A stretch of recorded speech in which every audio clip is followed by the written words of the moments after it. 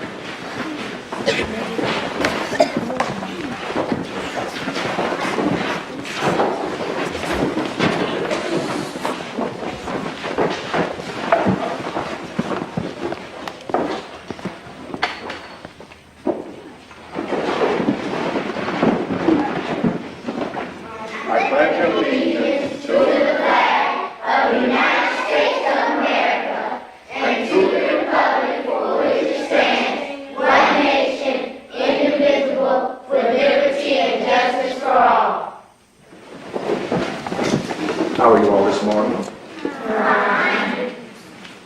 I think what we'll do this morning is practice on handwriting. Has everybody got a pencil and paper? I need a pencil. You need a pencil. All right. Here, you get a pencil. All right, you can start now. That's good.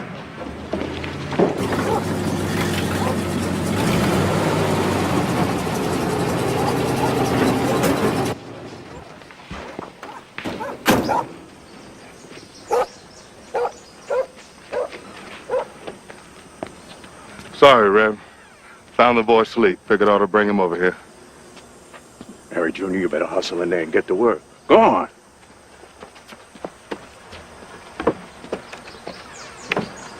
The boy's not keeping up around here, Harry. Well, he walks in there 5 miles every morning, Rev. And home every night. Every time he looks at those books of his, he falls sound asleep. Well, Mr. Carrigan finds I've been chauffeuring Harry around on his time and in his truck. I'll lose me a pretty sweet job. Look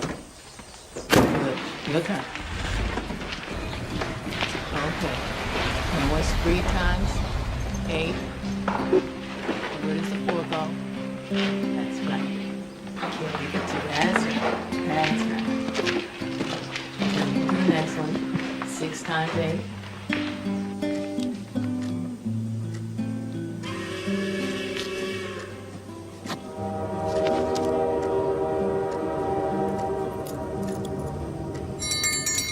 All right, put away your things and leave quietly.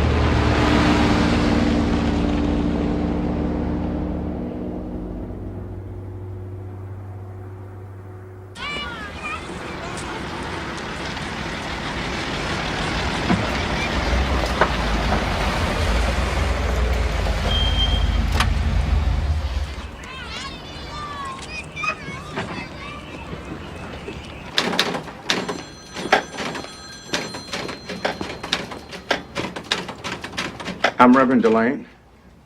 I'm principal at Scotts Branch School. Is Superintendent Springer in? May I see him? Hey, get on in here, J.A. What is it, J.A.? Who's minding things over at Scott Spring?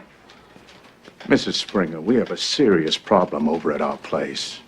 We got problems everywhere. Don't you know that?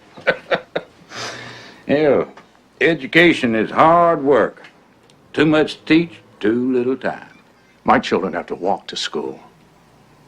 Some walk 5, 6 miles. Some have stopped coming at all. It's a bad situation, sir. We need a bus. Running schools is expensive. There's salaries, maintenance, insurance, books, heat, electricity. It costs a ton of money. We just need one bus. You've got 30 buses for the white children.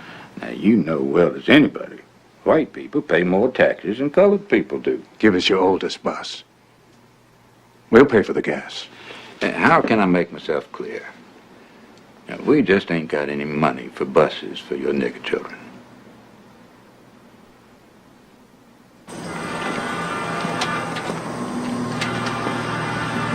We need to talk, Harry.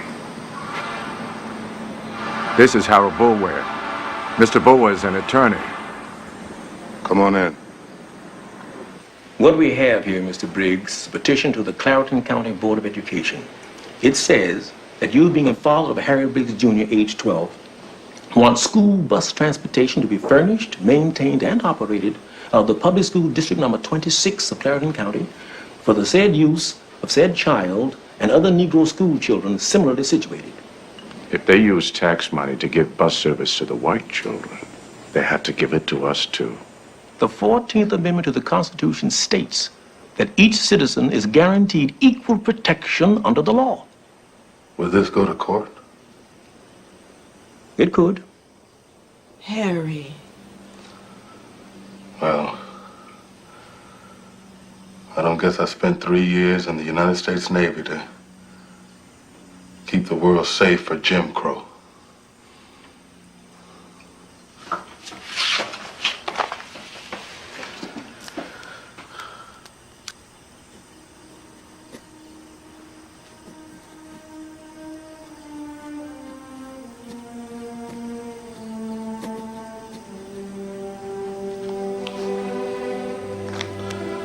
Well, I sure hope this man know his business.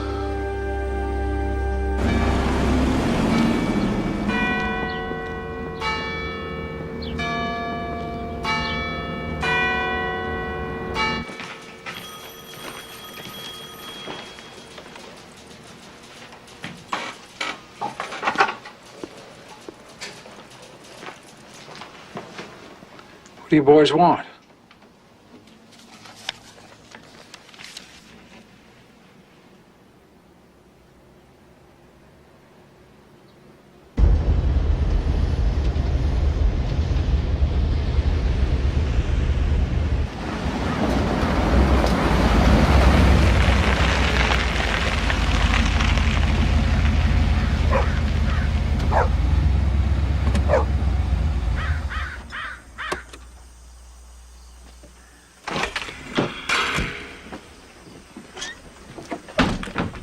Hello, Mr. Springer. Won't you come in? I'll just stop in for a minute. What is this business, J.A.?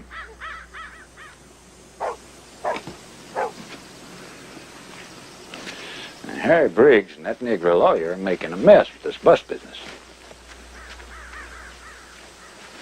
Some say you're in on it, too. Now, look, Delane, the Briggs is suing me. And you and I work together. We're part of the same school system. Doesn't make sense for people to be in court causing a bunch of trouble we don't need.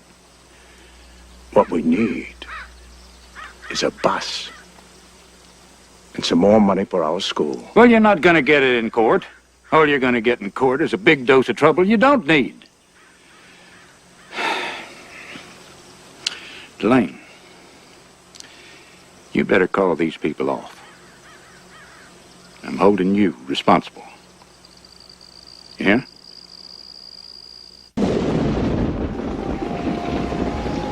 I told you, Josiah C. Tully, the smartest son of a bitch in the southeastern United States. maybe the whole damn country. Modesty does not allow, Randy. It's just that some lawyers do not do their homework. And it's not that Tully is so good. It's that our niggers don't even know where they live. It was cold in Korea today, with the mercury down to 9 degrees below zero. In the air, our Sabre jets destroyed one enemy MiG and damaged another. We had no way of knowing that your place here was on the wrong side of the district line. This is Ed Morrow. You pay taxes in District 5. The school is in District 22. It turns out you lack legal standing in the court. Well, I don't know much about the courts. But this business means everybody's making a fool of me, saying I don't even know where I live. It's a technicality. Well, my boy's still walking to school.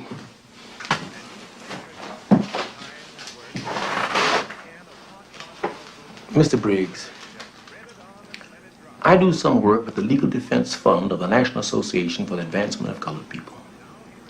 I talked with the NAACP's top man in New York at headquarters, a lawyer. He's prepared to come here and meet with us. He's won cases in the South. If we back off now, we'll never get anything.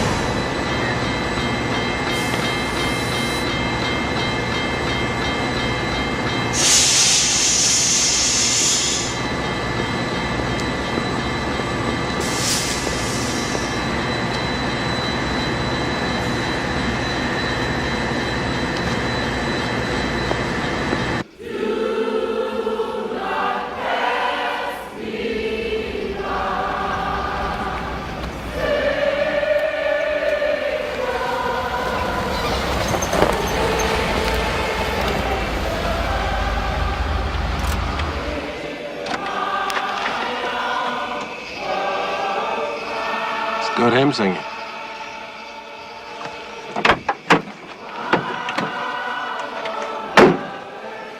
I'm Reverend DeLay, Thurgood Marshall.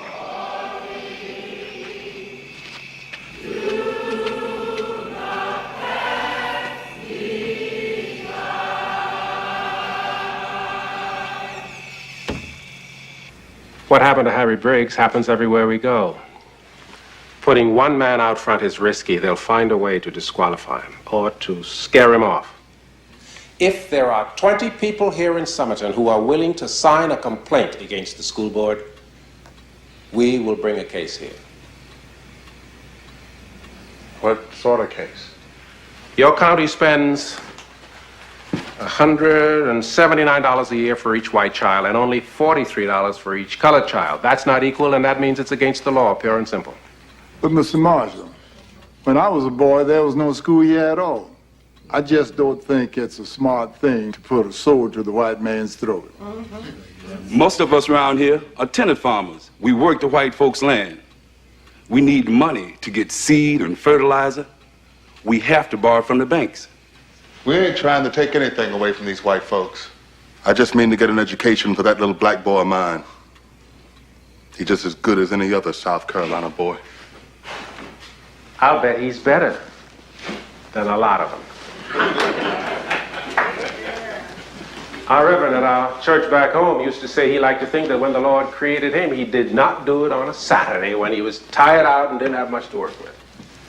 He said he preferred to think the Lord created him early Monday morning when he had the best materials to work with and all the energy he needed.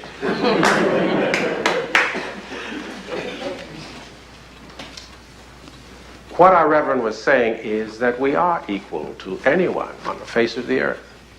And the Constitution of the United States says the same thing. 14th Amendment, no state shall deny any person the equal protection of the law. They added that amendment to give our folks a fair chance. Mr. Marshall? The law doesn't mean much down here. We just finished a case where they wouldn't admit a colored man into the law school at the University of Texas. The Supreme Court in Washington said they had to let him in because there was no equal facility in Texas. And we all know what these doghouse schools mean to the future of our children. That's why the NAACP has started test cases in the courts in Kansas and Virginia. And we're willing to bring a case here in South Carolina, but we can't do it without you. If 20 tax-paying people sign up, we will come down here.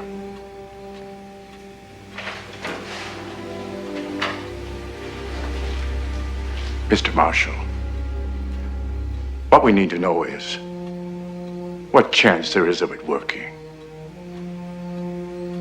There will be hostility and probably reprisals, but the law is on our side.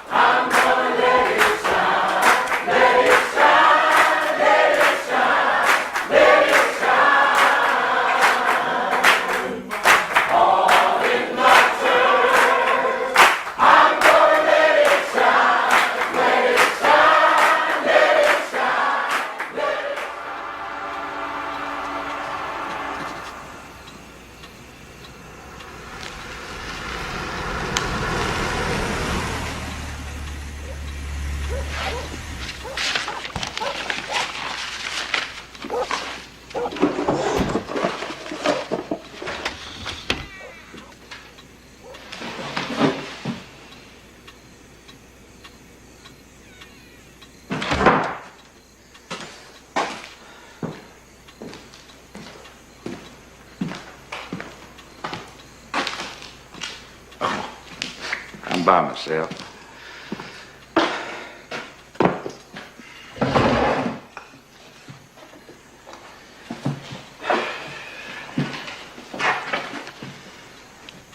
We've gotten along good over the years, haven't we, Jay? I'm sorry to see this trouble all of a sudden. It's not doing anybody any good. People have been living and going to school in peace around here for a long time now. The way I see it is, you and me, we got to make sure that continues. Don't you agree, J.A.? I'm a preacher, Mr. Springer. I believe in peace. Yeah, I knew we could work things out. I may be able to get my hands on a bus for Scotts Branch. Keep your kids from getting to school all tired out. This has gotten bigger than school buses. I had a talk with the governor. We're going to do a lot around here to make things better. As soon as you call off these legal shenanigans, I'm going to recommend to the school board that you get a raise.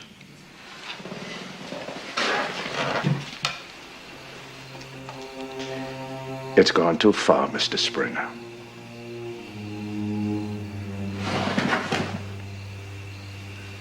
We're not turning back.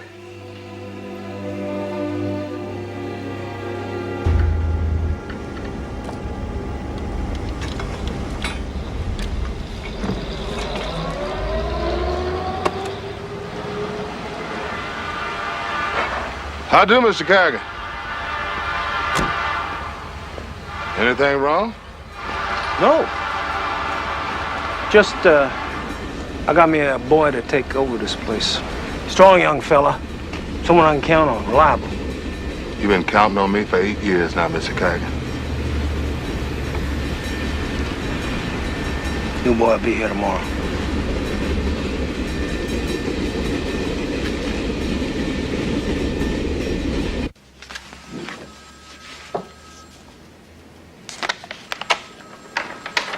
"66 signatures. This will make a strong case." To ask for equal school facilities or to end segregation? I thought we decided that. The NAACP policy says we're going to fight segregation head on. It doesn't say when, and it sure doesn't say South Carolina. Separate but equal is the law of the land. When we demand equal, we're asking for what the law gives us. If we demand an end to segregation, we are challenging the laws of the United States. You want to go one by one to every school district in the South? Trying to get the judges to force them to make the colored schools equal? It's the beachhead strategy. Make them spend so much making their schools equal that they finally cave in and integrate. You know how many segregated school districts there are in this country? 11,173. Each case costs money, and even if we win every one of them, it'll take forever. When we challenge segregation head on, we have to do it in the right place. Deep South is not the right place. And the white people down there are terrified at the idea of their little white girls going to school with little black boys. Thurgood, let's wait for a border state. Wait till our Topeka case is ready. We got a chance in Kansas. We always say we're going to fight segregation head on, and then we step back. Sue for equal schools, and you're up against a little schoolboy. Sue to desegregate, and you're challenging the sovereign state of South Carolina. If we limit our case to equal schools, we end up in Judge Wade's Waring's court. He's pretty good. He can rule for equal schools by himself. Thurgood, if we challenge segregation head on, we challenge the state law. That would have to be heard by a 3-judge court. Tough going. We can't let Delane and his people down. When we file our brief, do we backtrack, or do we challenge the principle of segregation? We can go with a 2-string bow. Put the challenge to segregation in as a matter of principle, but focus the attack on the inequality of the Clarendon County school system. Make them live up to their precious separate but equal. If we win this one, we'll only have 11,172 school districts left.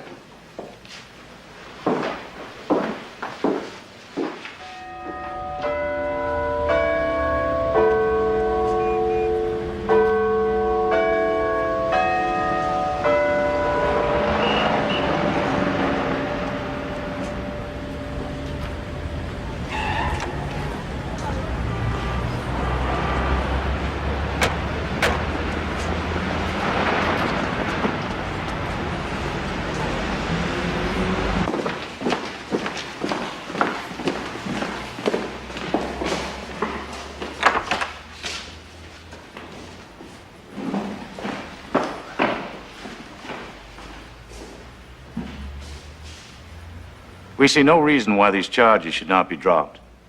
The schools provided for the plaintiffs are fully adequate.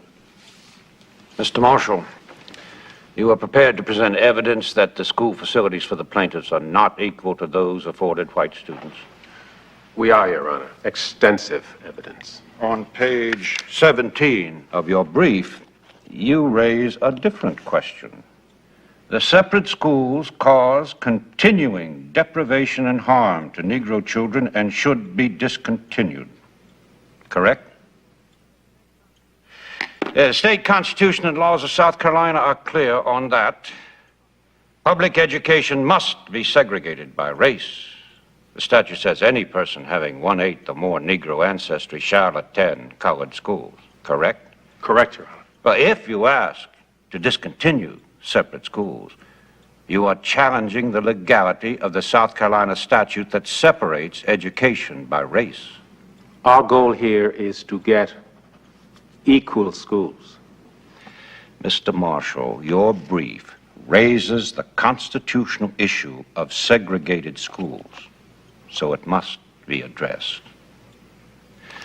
Court procedures prohibit a single judge from declaring a state law to be in conflict with the Constitution of the United States. For that, a 3-judge court is required. If the court please. The Plessy v. Ferguson case, decided by the Supreme Court of the United States in 1896, established the principle of separate but equal. Since then, the right of the states to have laws separating the races has been upheld 7 times by the Supreme Court. Segregation is legal. Now, there's no reason to cover that ground again. Mr. Marshall, do you believe separation of schools is consistent with the Constitution of the United States? I do not, sir. But for now, we simply wish to obtain relief for the children under the existing system. We are asking for equal schools. You have already taken the position, Mr. Marshall. You climb up on that horse, you can't climb back down. I'll expect you to refile, bringing the issue of school segregation clearly before the 3-judge court.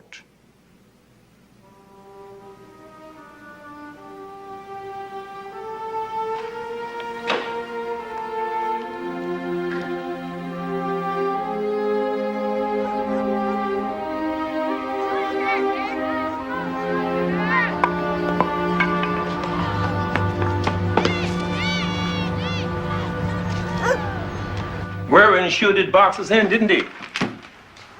We put it in the brief, and he decided to hold our feet to the fire.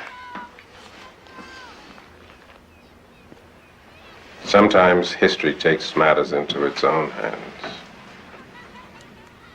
In the Chinese language, the symbol for misfortune is the same as the symbol for opportunity.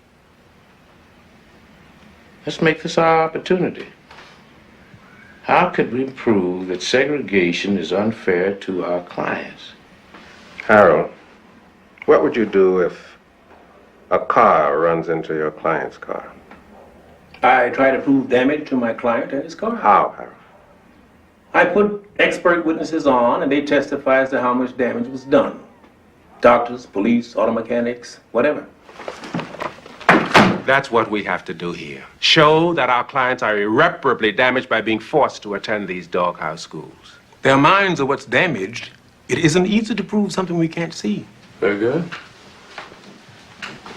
Kenneth Clark. Go to it.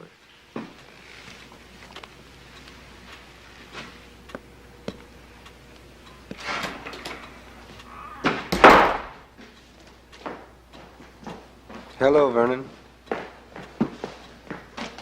Sit down.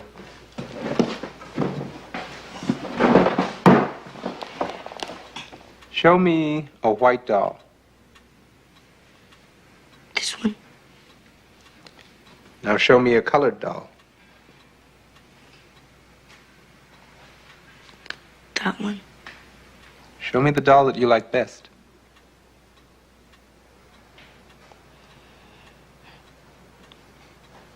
That one. And which doll is most like you?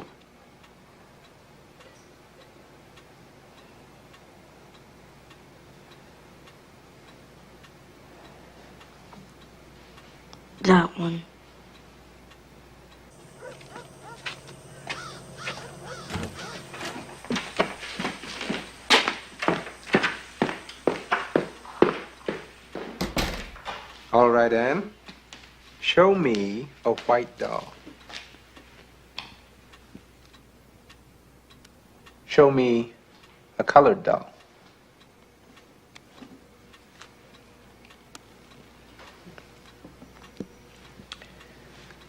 Show me the doll that has a nice color.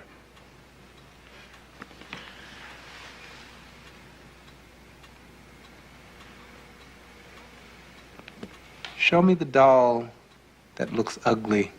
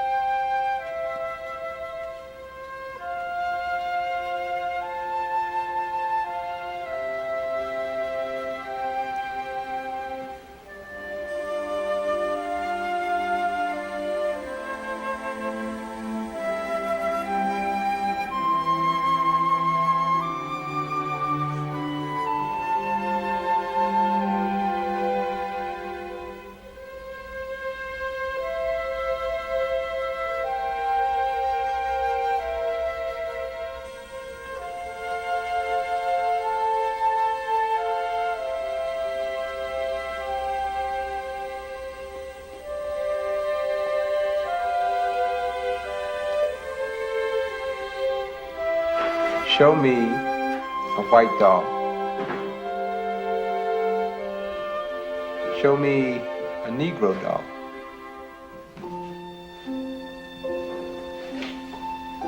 Which doll is an ugly doll?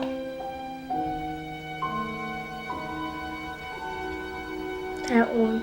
That's the nigger.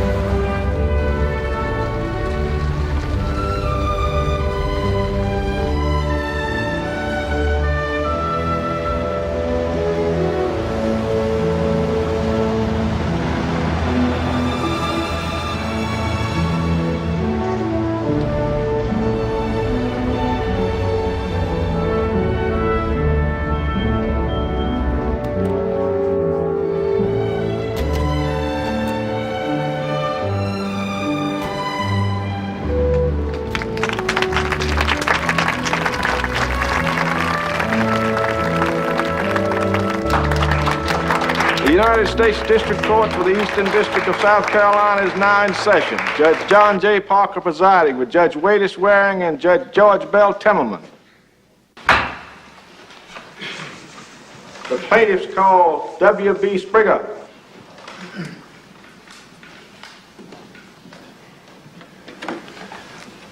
You, Mr. Springer, are Clarendon's superintendent of schools. I am. It is true, is it not, that Negroes in Clarendon County attend one group of schools and people who are not Negroes attend other schools? That is true. Why is that true? I couldn't answer that exactly. You'd have to ask the children why none of them ever asked me to go to one school or another. Isn't it a fact that you do it because of the state law? It's the law, separate but equal. And you enforce the segregation law? I do. I know nothing but the law. Isn't it true that you spend 3 times as much on each white child's education as each Negro child? Yeah, we have 60-odd Negro schools and about a dozen white schools. And the rural white schools we spend less than in the city white schools.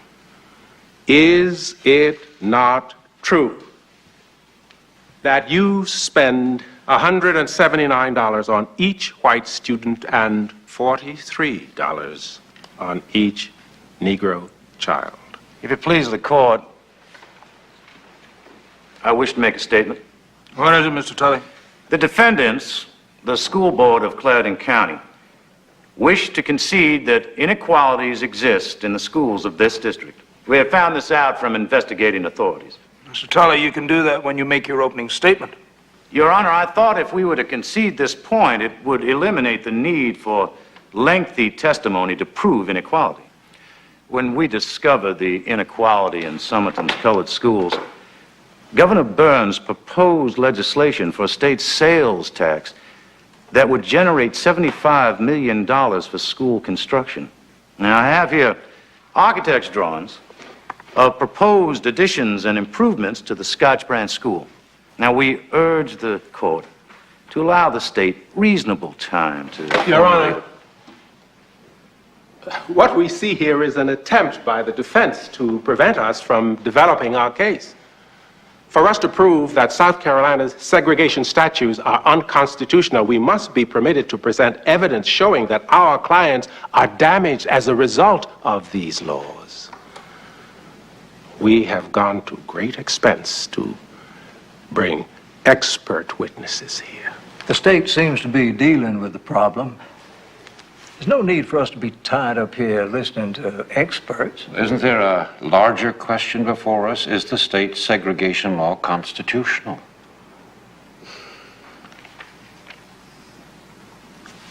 No, I think we ought to hear this evidence. Mr. Marshall, you may continue with your witnesses.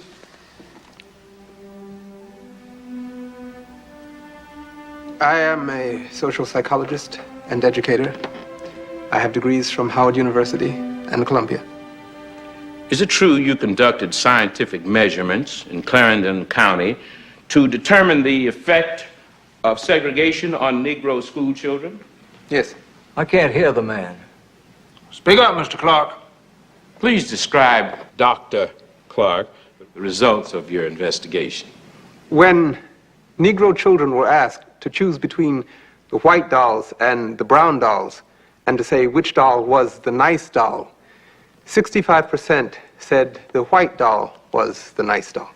Every one of our tests shows an unmistakable preference for the white doll and a rejection of the brown doll. These children in Clarendon County, like other human beings who have been subjected to an obviously inferior status, have been irreparably harmed. The result is a confusion in the child's concept of his own self-esteem.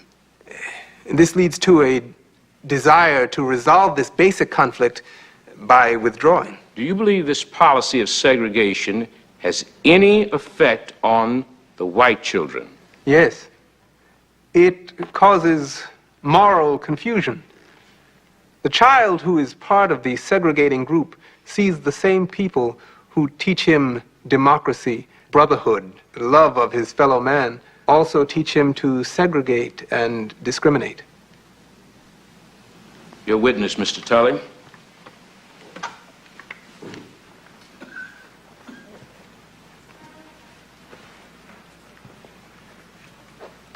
Dr. Clark, how many white children were in your classroom when you went to school? None. Has anyone ever described you as inferior? No more questions.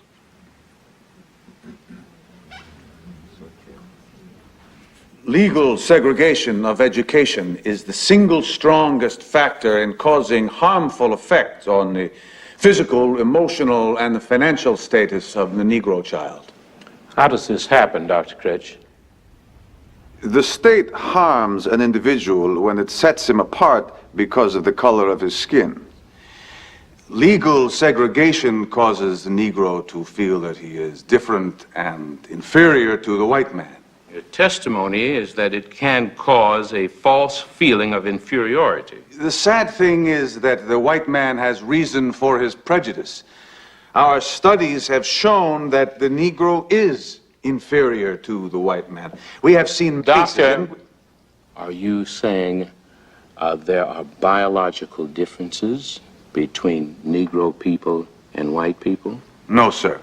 I know of no psychologist who would maintain that there is a fundamental biological difference.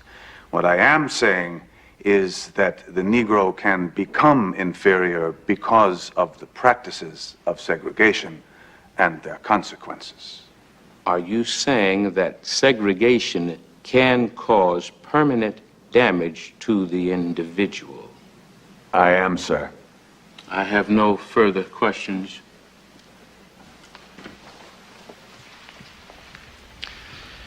Professor Critch, you a native of the state of South Carolina? No, sir. You ever lived in one of the states that has legal segregation? No, sir. Has your legal name always been Critch? No, sir. And what was your name originally, sir? Kryczewski. Were you born in the United States of America? No, sir. Where, in fact, were you born? I was born in Poland. No further questions.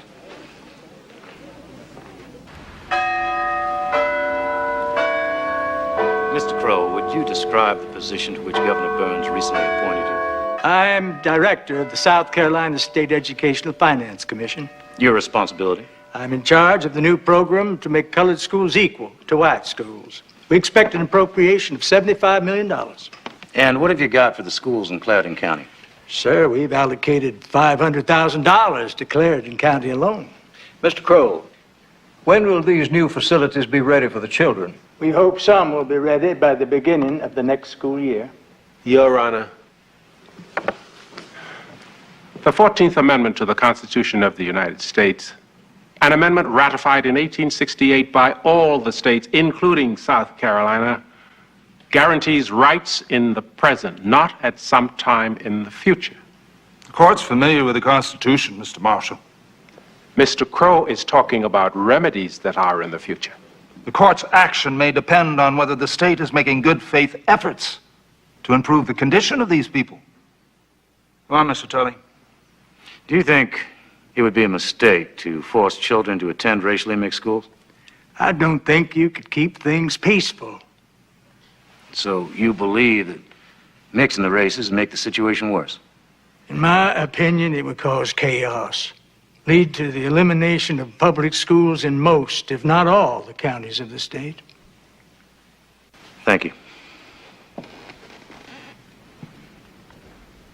Mr. Crow, Mr. Crow, this new state commission of yours, are there any Negroes on it? No. Are there any Negroes employed by your commission? No, sir. Mr. Crow, how much study have you done on the question of racial tension? I have observed conditions and people in South Carolina all my life, but I haven't studied racial tensions as such.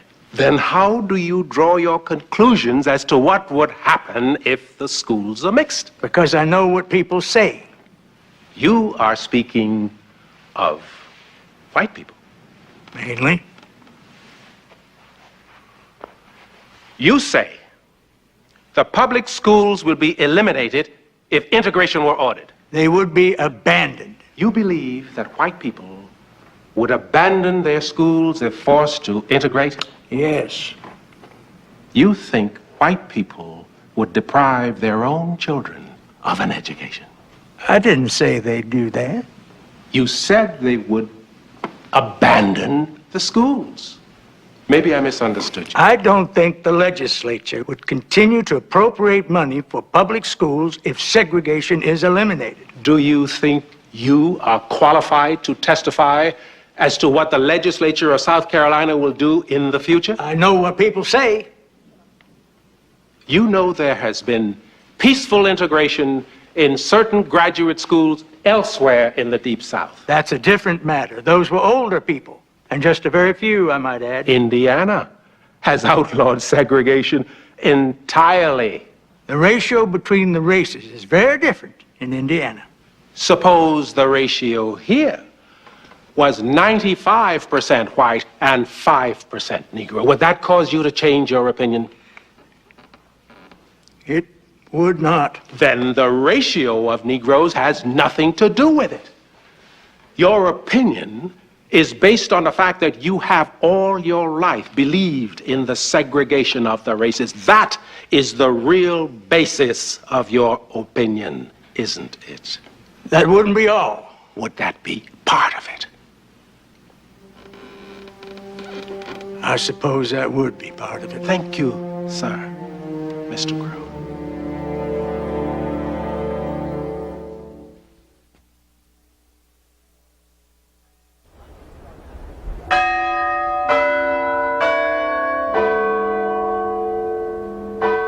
Mr. Tully, you may make your final argument. Your honors will remember that the very same Congress that passed the 14th Amendment in 1868 also passed the law that set up segregated schools in Washington, D.C. Now, since then, 17 state legislatures have passed laws requiring segregation in public schools. Now, this practice of separate but equal has been repeatedly upheld by the Supreme Court of the United States, most notably in a unanimous decision in 1927 by a court which included former President William Howard Taft as Chief Justice and such distinguished associates as Louis Brandeis and Oliver Wendell Holmes. It cannot be persuasively argued that these great American jurists, the Congress of the United States, and the 17 state legislatures were acting in ignorance of the Constitution or knowingly defying its meaning over so long a period. Segregation is legal in education, so long as it's equal. Mr. Tully, you have come here and admitted the facilities are not equal. The law does call for equality, does it not? Isn't the surest way to achieve equality to admit the colored children to the superior white schools? No, sir. The problems of race, if Your Honor pleases, will not be solved by force, but rather by the slow process of community experience and mutual goodwill. And any ruling by this court must take into account the fact that school facilities cannot be built overnight. All we're asking is time.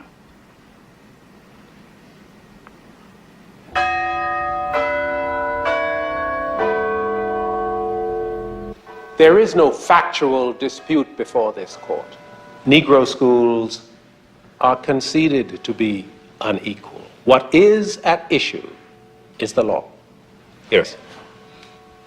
Separate but equal has been the law of the land for many years, but the Supreme Court has ended segregation in Southern graduate schools without any negative consequences. This is progressive development of the law. In South Carolina, all the state officials are white. All the school officials are white. This is not just segregation. This is exclusion from the group that runs everything. The Negro child is made to go to an inferior school. He is branded in his own mind as inferior, which sets up in his mind a roadblock that prevents him from ever feeling he is equal. You can teach such a child citizenship. You can teach such a child the Constitution. But he knows that for him it isn't true.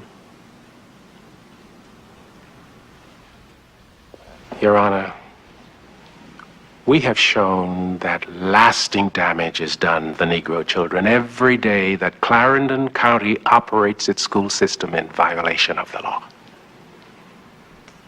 The defense asks for time. Time for the slow process of community experience. I know of no statute that allows anyone to walk into court and ask for time to stop doing something which is unlawful. If The Negro children of Clarendon County are entitled to any rights as American citizens. They are entitled to those rights now, not at some time in the future. Now is the time for the court to act.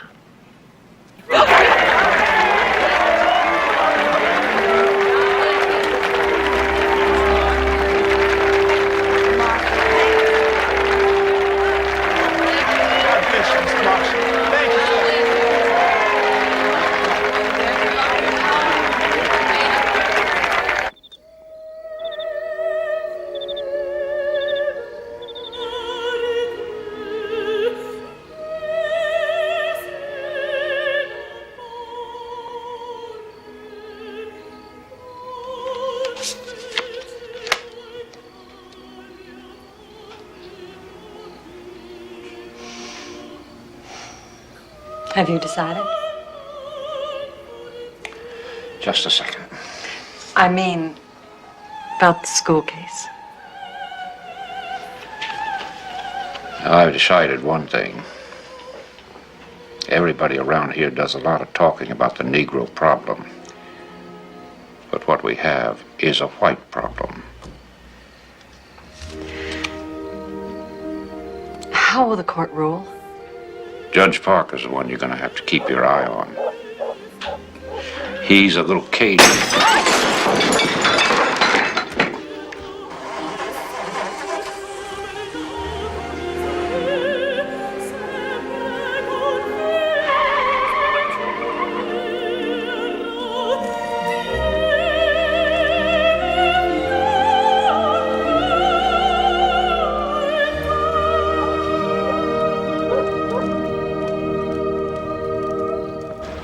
Stand back. Stay on the north side of Meeting Street. You colored people, stay on the sidewalk.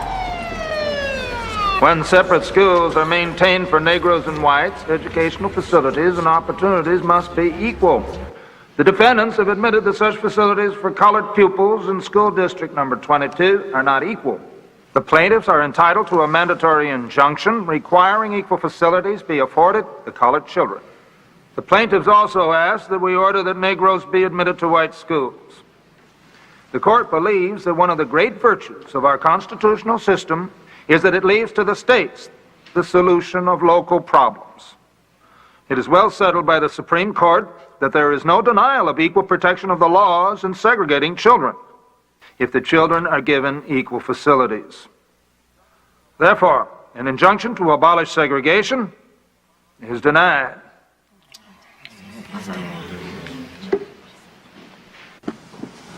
Judge Waring? I had hoped that this court would take the view that there must be no suppression of the rights of any of our citizens because of their skins. And I had hoped that this court would have made a clear-cut declaration that the state of South Carolina should follow the meaning of the Constitution of the United States and not deny equal protection. But since the majority of this court feels otherwise, I dissent. The plaintiffs have shown courage in presenting this case in the face of the age-old pattern of the way of life practiced in South Carolina since and as a result of the institution of human slavery. It has been shown here that the humiliation to young children of being set aside as unfit to associate with others of different color has had an evil and warping effect which will remain with them forever. Despite the ruling of the majority of this court, segregation can never produce equality. It is an evil that must be eradicated.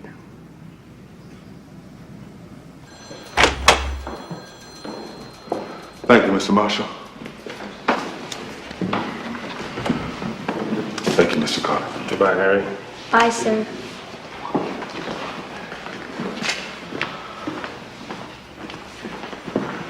I want to say goodbye to you. I want to say goodbye to you. And I want to say, if you ever show your black ass in Clarendon County again, you're a dead man.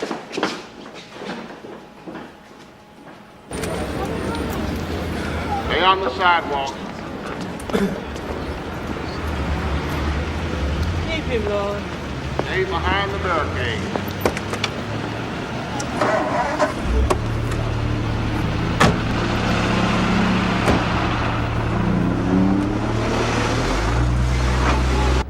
You know, J.A., sometimes I get very weary trying to save the white man's soul. Thurgood, that court just told the people of the United States of America that segregation is legal.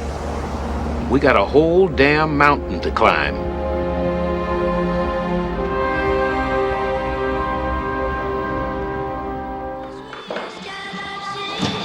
Get everybody in here.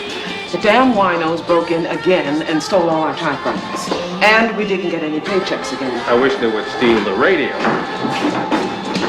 Gladys Hampton, the Detroit Advocate. She wants to know what you're going to say to the Negro educators tomorrow night. You see her editorial? No. This defeat should give pause to the NAACP strategists, for it only strengthens the Plessy versus Ferguson doctrine of separate but equal. The welfare of the Negro people should not be the exclusive province of a handful of lawyers. Greenberg! You talk to this newspaper woman. Captain, I got a woman on the phone in Norfolk.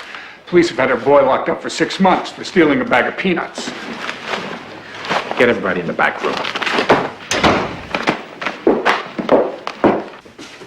Bob, where are we on the school case in Topeka? We take the Brown case to court next week. Peanut, we getting anywhere in Virginia? If driving 300 miles every week on bumpy roads is getting somewhere. I was in Prince Edward yesterday. Those kids are as brave as I've seen. But you know how tough Virginia's going to be, Thurgood. What about Delaware, Jack? Got superior expert witnesses. Judge Sykes is tough, but he's fair. And Washington, D.C.? Jim Nabrett is going his own way. He's challenging segregation head on. No reference at all to making separate schools equal. Bob, I want you to prepare an appeal on the Clarendon case. I want it ready just in case we decide to go to the Supreme Court. In case? Thurgood, we have got to go. Look, we all know what's right and what's just. I'm worried about the timing. Chief Justice Vincent and the current lineup of justices on the court leave a lot of questions. And may I tell you guys something else? We are way out in front of our constituency. We have got to decide something.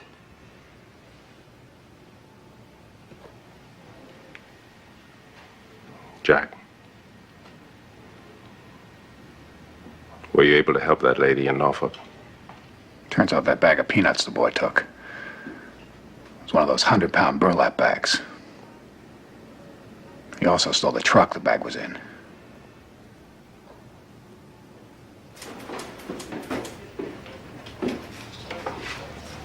I have decided to bring the mountain to Muhammad.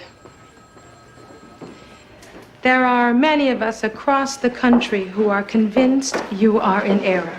We are very concerned about the leadership of the NAACP. Against the advice of many of us, you decided to make a bare-bones challenge to the legality of segregation in South Carolina, and you got a bare-bones answer. You went for a home run and struck out. The favorable Supreme Court decisions in the graduate school cases show us the path to success. By working within the Plessy decision and using separate but equal, we can win cases.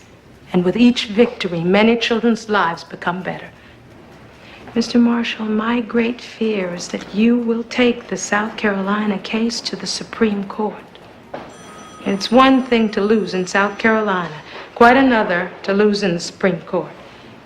We should be pursuing equality in public schools, a goal within our reach.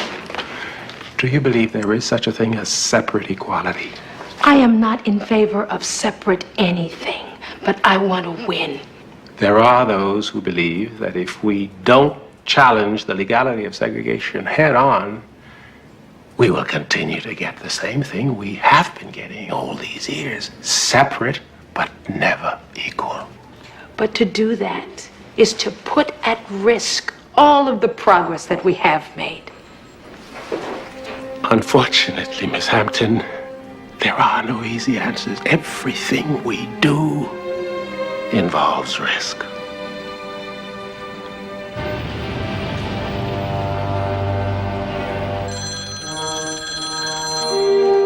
Mr. Davis' office, good morning. Yes? I see. I will inquire as to Mr. Davis' availability. Just a moment.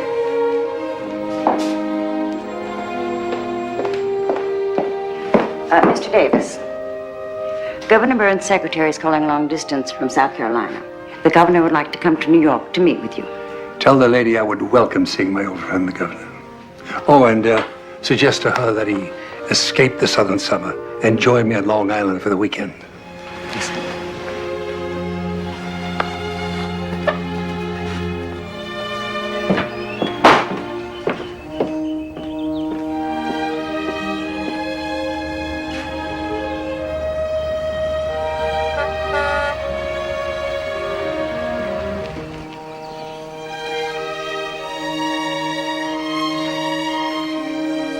Hi there!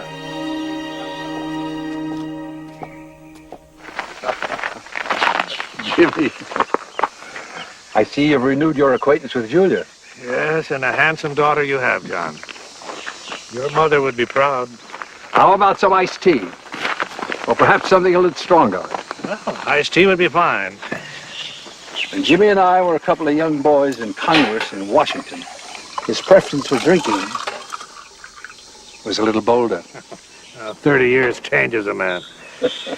For the collection, Julia. Your father's genius has made him an unpopular figure in certain high places in Washington. Thank you, Jimmy. Always pleased to be perceived as a genius. Mr. Chalmers Roberts says, seldom has a courtroom sat in such silent admiration for a lawyer at the bar. The law. The law was on our side. You were masterful. You pinned the government's ears back. I'm still just a country lawyer at heart, a skilled technician. Lawyers don't do very much anyway. They don't build, they don't erect, they don't paint anything. All they do is lubricate the wheels of society.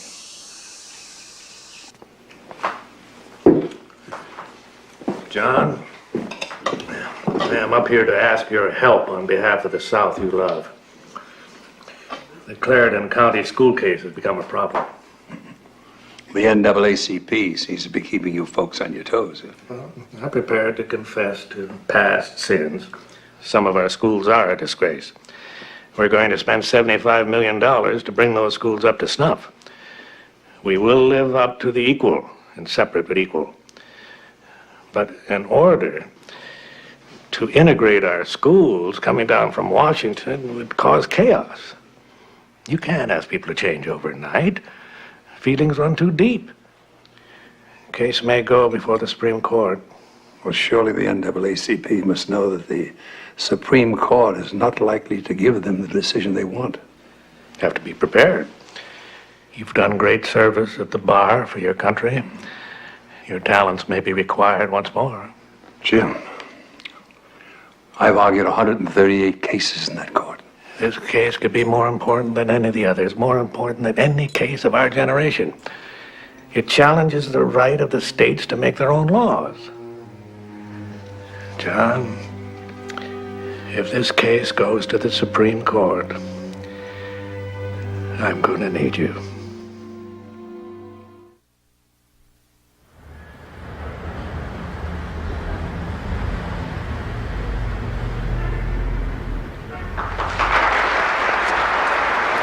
Sorry, ma'am, but there's no more room. Unexpected. I'm Mr. Marshall's wife. There's a great deal to be said for separate Negro schools. Is this not better than making our boys and girls like doormats to be trampled and spit upon and called niggers? I say it's time we stop peering through white schoolhouse windows like orphans at Christmas Eve. Let us make our schools equal and excellent.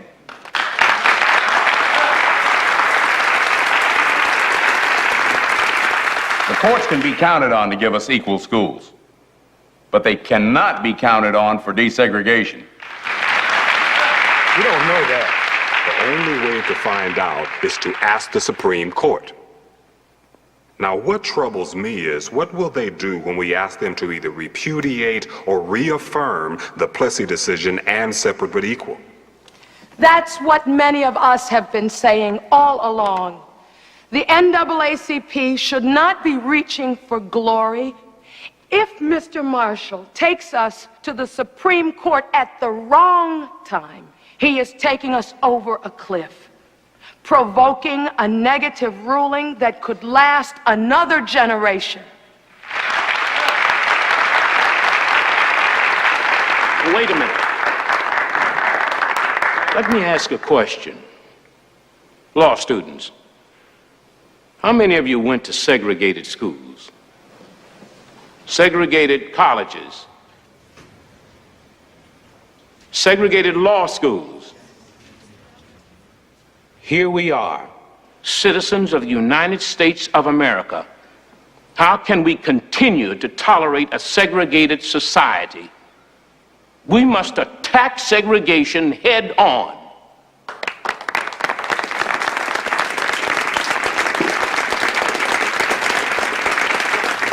Mr. Marshall, I know I speak for many of us. Let's not risk the setback that a negative Supreme Court ruling would represent. Let's push hard in the lower courts. We can win victories and gain more credibility for our cause. And we won't come up empty.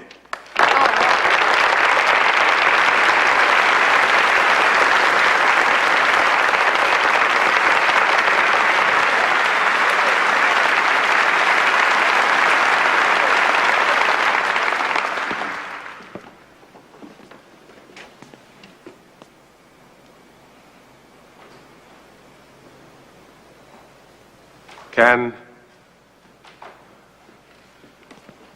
I promise you success? Is that the question? Can I promise you victory?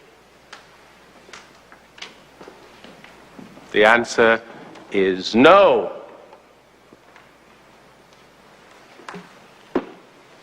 But do you want to continue dancing to the tunes of the Jimmy Burnses of the world?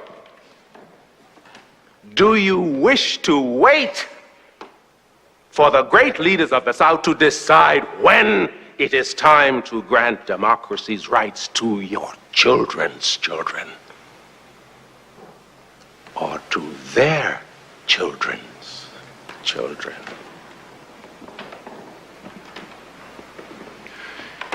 This is 1952. 300 years since our forefathers and mothers were brought to this land as cargo on slave ships. Nearly 100 years since the Emancipation Proclamation. If there is a problem about community attitudes and getting people to obey the law, let the Supreme Court worry about it. Let the Supreme Court take the blame if it dares to say to the rest of the world, yes, American democracy rests on a legalized caste system. The NAACP has taken a decision to fight, to strike down segregation. And we will go where we said we will go. Let the Supreme Court decide.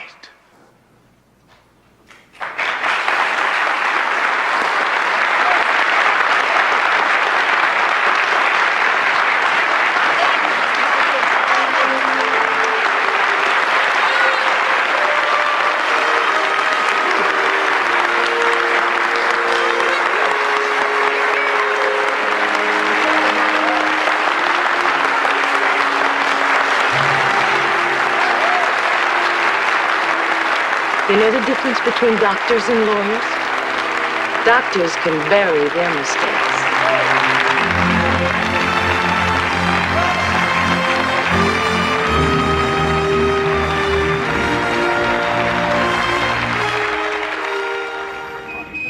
Court will hear arguments of Brown versus Board of Education. Lawsuits in which Negro plaintiffs from 4 states and the District of Columbia are challenging the legality of school segregation. John W. Davis and Thurgood Marshall had the opposing. The response has been terrific. We've already collected $12,000, and our people are still on the phone. Please send it directly to our bank. Expect even more money. Thurgood greatly appreciate your help at a crucial time. Some say that Felix Frankfurter is the key man on the court. There are 9 key men. Peanut, why don't we get our new man to fill the gentleman in? Bill Coleman clerked for Justice Frankfurter during the 1948 term. The first colored man ever chosen as clerk. He knows the justices. Bill, will you give the gentleman a sense of how the court stacks up? Chief Justice Vinson. He plays poker 2 nights a week with President Truman. Some say he's better at setting Major League batting averages than legal precedents. Vinson is a passive leader of a divided court. One result, less than half as many unanimous opinions this year as 10 years ago. Vinson relies heavily on legal precedents. He's reluctant to overturn established law. Tom Clark of Texas, conservative, votes with Vinson 90% of the time. His own state of Texas has 1,000 segregated schools. Justice Stanley Reed, Kentucky. In some ways, he's still a small-town Southern lawyer. Says he opposes discrimination against Negroes, but his solution could be equal schools, not desegregation. These 2 we can count on. William O. Douglas is the youngest member of the court, Hugo Black the oldest, the strongest defenders of individual liberties on the court. These 2 we have to work on, Jackson and Frankfurter. Robert Jackson was appointed to the court by Roosevelt in 1941. He's still upset that Truman passed him over when he made Vinson Chief Justice. Do you know what stare decisis means? Yesterday's decision shall govern today's decision? Exactly. Jackson believes that precedents are a force for stability. So, like a coral reef, the law becomes a structure of fossils. Felix Frankfurter, the finest intellect on the court. A Jew born in Europe. He knows discrimination. He used to say to us, how we feel is not important. It's the law that matters. Is this Davis fellow as brilliant as his reputation? They call him the lawyer's lawyer.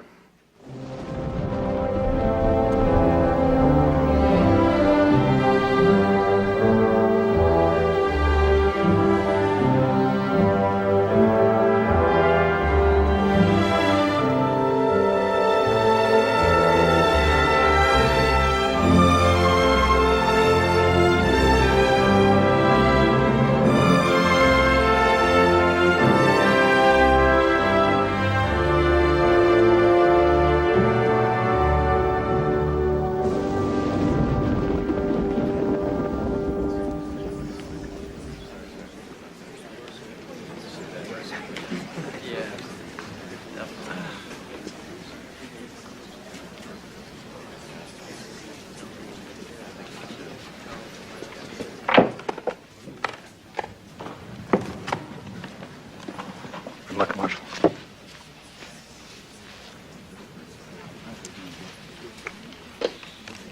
Mrs. Marshall, I'm Julia Davis, Mr. Davis's daughter. It's nice to meet you. I have great respect for your husband. Thank you. All rise. The Honorable, the Chief Justice and the Associate Justices of the Supreme Court of the United States. Oyez, oyez, oyez. All persons having business before the Honorable, the Supreme Court of the United States are invited to draw near and give their attention, for the court is now sitting. God save the United States and this honorable court.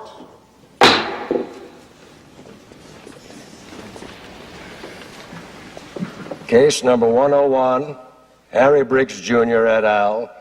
Against members of trustees of School District number 22, Clarendon County, South Carolina, et al.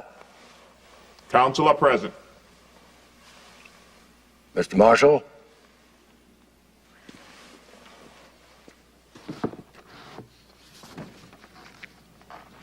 Mr. Chief Justice.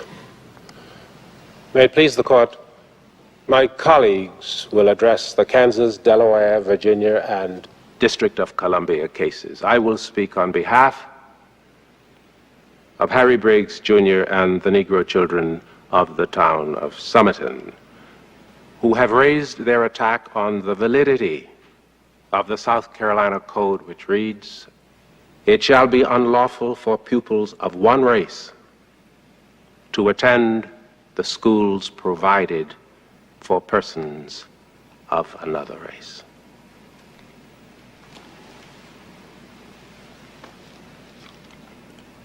In the lower courts, we produced unchallenged experts who testified that segregation damages the personality of Negro children and destroys their self-respect.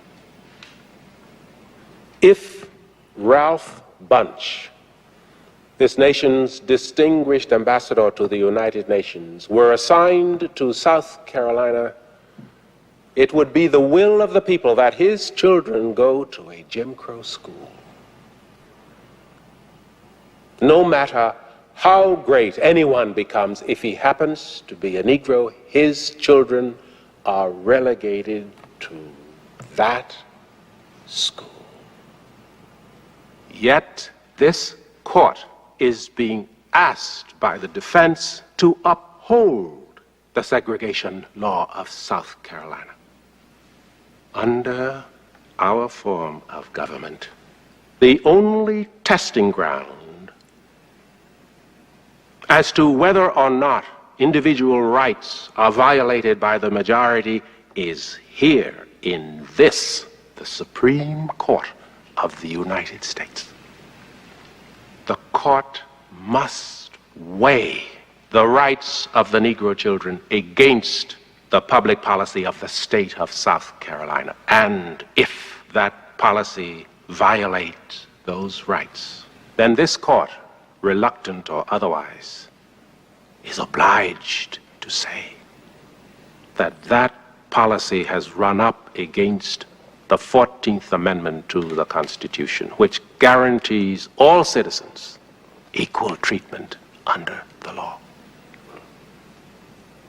We therefore respectfully urge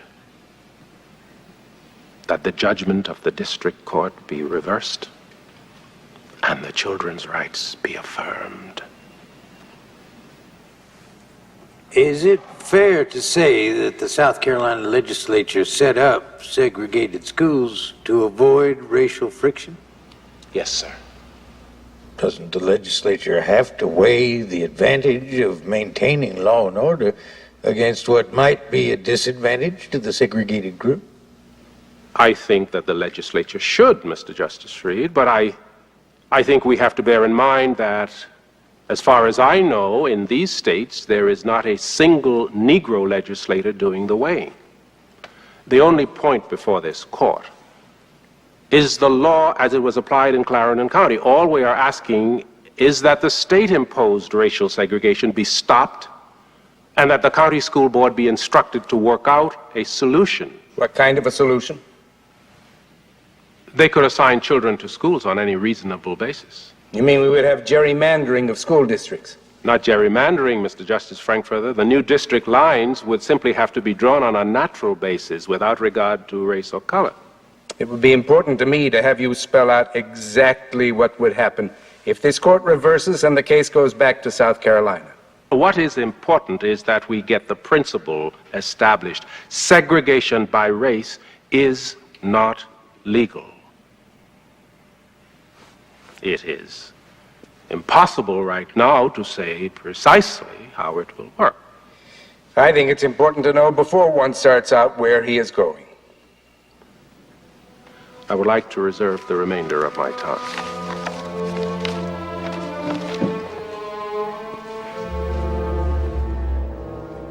Says counsel for the plaintiff.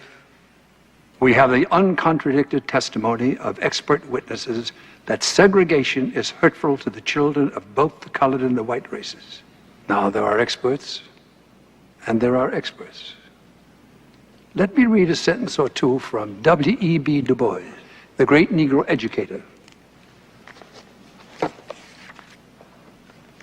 I have seen wise and loving colored parents take infinite pains to force their little children into schools where the white children and white teachers despised and bullied the dark child. Now, such parents want their children to fight this thing out. But, dear God, at what a cost? Dr. Du Bois concludes, we shall do better by putting the children in schools where they are wanted than by thrusting them into hells where they are ridiculed and hated. Let me come now to what is the crux of this case. That is the meaning and interpretation of the 14th Amendment to the Constitution of the United States. Your honors have said it is your duty, and I quote, to place ourselves as nearly as possible in the condition of the men who framed the instrument. Now, what was the condition of those who framed the instrument? I will tell you. The resolution proposing the 14th Amendment was proffered by Congress in June of 1866. 1 month later, the same Congress established separate schools for the races right here in the District of Columbia. And from that good day to this, Congress has not wavered in that policy. So clearly, the Congress does not believe that the Constitution speaks against segregated schools. What is your answer, Mr. Davis, to the suggestion that the Constitution is a living document? It must be interpreted in relation to the facts at the time it is interpreted. My answer to that, Mr. Justice Douglas, is that changed conditions do not expand the language that the framers of the Constitution employed. And it is inconceivable that the Congress which passed the 14th Amendment would have forbidden the states to employ an educational plan which Congress itself was employing in the District of Columbia. No court, I respectfully submit, is justified in ignoring that. And over the years, this court has spoken in the most clear and unmistakable terms to the effect that segregation is not unlawful. In Plessy versus Ferguson, and in 6 subsequent cases, the doctrine of separate but equal has been upheld. So, Your Honors, I might ask, why should this be a matter of great national policy? Is it not a fact that the very strength and fiber of our federal system is local self-government?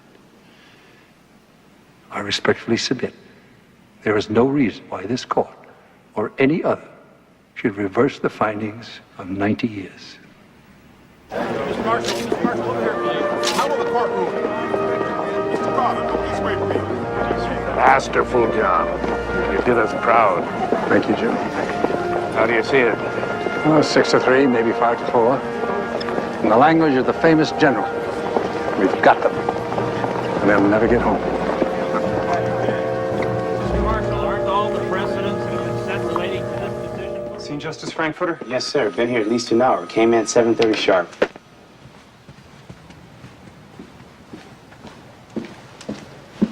Mr. Justice Reed, Mr. Justice Jackson. Good morning, Colonel.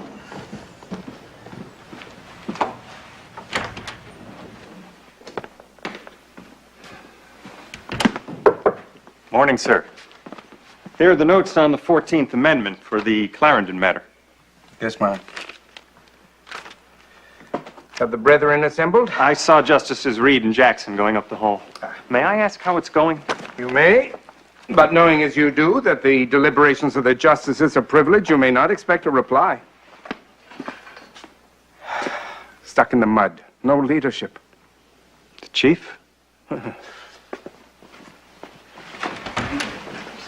Good morning, Mr. Justice Black, Mr. Justice Douglas, Mr. Justice Clark, Mr. Justice Reed, Mr. Justice Morning, Jackson. Artis. It's very simple for me. The state cannot classify people by color for education. I'm with Douglas, prepared to desegregate. I see it differently from Black and Douglas. You have to look at the achievements of the Negro people, the remarkable progress that's been made since the deprivations of slavery till today.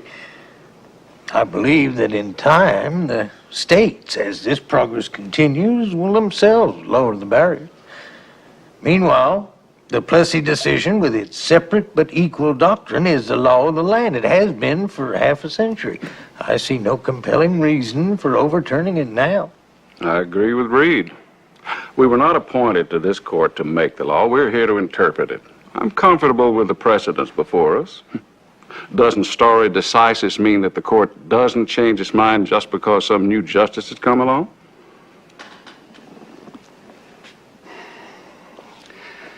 The colored children in South Carolina, Kansas, Delaware, Virginia, and the District of Columbia appealed to this court claiming that segregation denies them equal opportunity. Now, we can't wear blinders.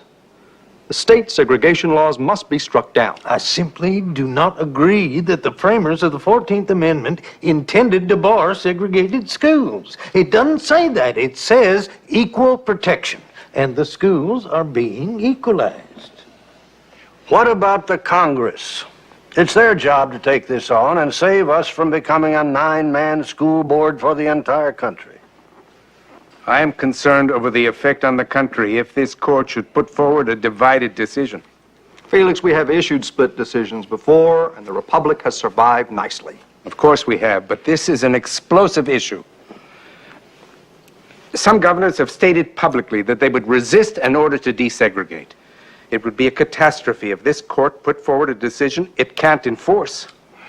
Perhaps Felix's warning should lead us in the direction of caution when it comes to overturning precedents which have been so continuously upheld by the court.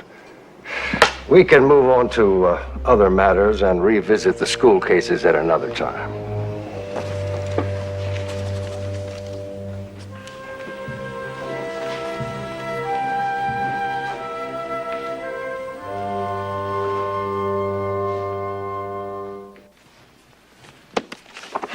It just seems so clear-cut to me.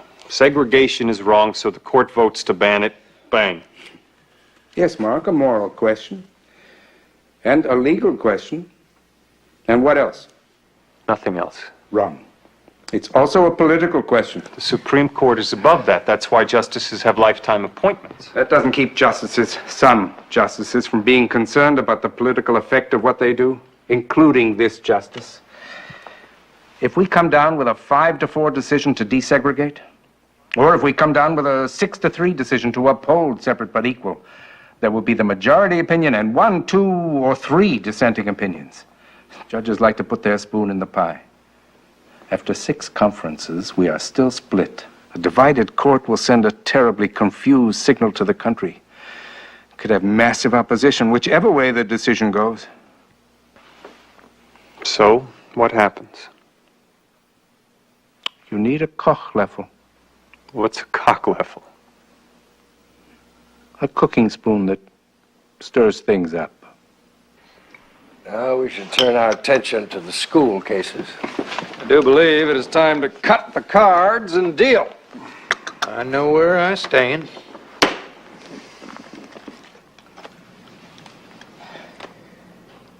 I've been thinking. The 14th Amendment is at the heart of this question.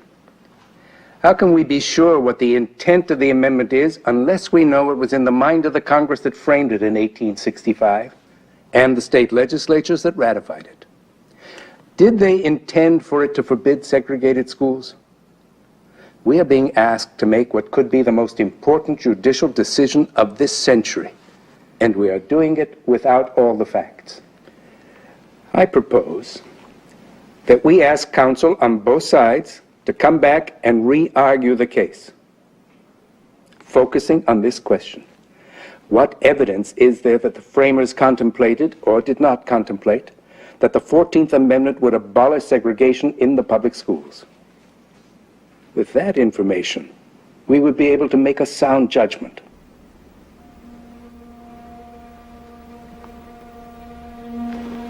Excellent, excellent.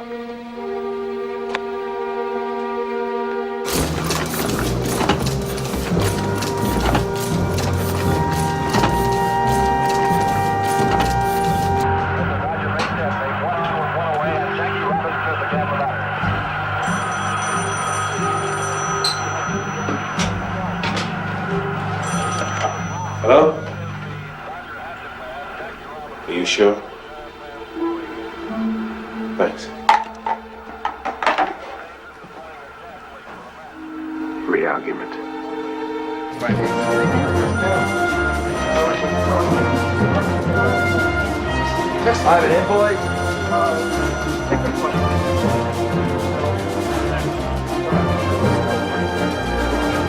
It's the New York Times. James Weston calling. Hey, boys. $16.23. COD. Greenberg, this man needs $16.23. We're good for it. Thurgood? Professor Franklin? John Ho? What are you doing? Going back to Howard, eh? Good. You know what else you're going to be doing? You're going to be working for me. I need the best historians and constitutional scholars. The Supreme Court wants to know what those white men were thinking 100 years ago when they passed the 14th Amendment. Be on the train tonight.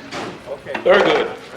Bob Ming is coming in from Chicago. He knows the 1865 debates by heart. We don't have money for train fare for these people. Tell them we're good for it, Alice. Telegrams to all our supporters. Tell them the Supreme Court has deferred judgment, we have to re-argue the case, and we need emergency funds. Tell them you know how to word it. We need money bad. Thurgood, when the 14th Amendment was ratified, there were 37 states. You better research all of them. Did you reach Henry Steele Commager? Peanut, talk to him. He's not available at Oxford for the summer. He sent this message. I greatly fear your premise is wrong. The framers of the amendment did not, as far as we know, intend that it should be used to end segregation in public schools. I strongly urge you to consider dropping that particular argument because it weakens your case. Bob, get to Horace Bond. He's the best scholar of political strategies of that time.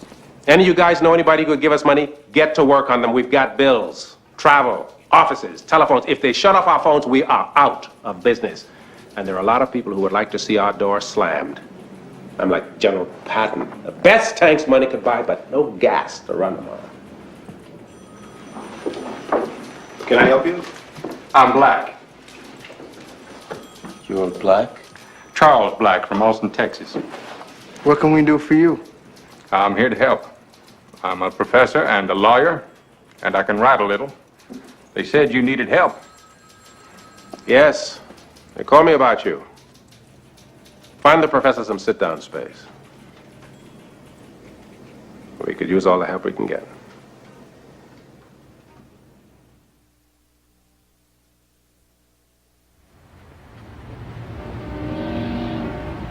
You can report to the Honorable Governor, Mr. Tully, that I have assigned two of the brightest young men of our firm to lead the research. Mr. Strait from Harvard, Mr. McPherson from Yale. But they do work together harmoniously. Mr. Marshall seems to have fallen on hard times, soliciting our partners.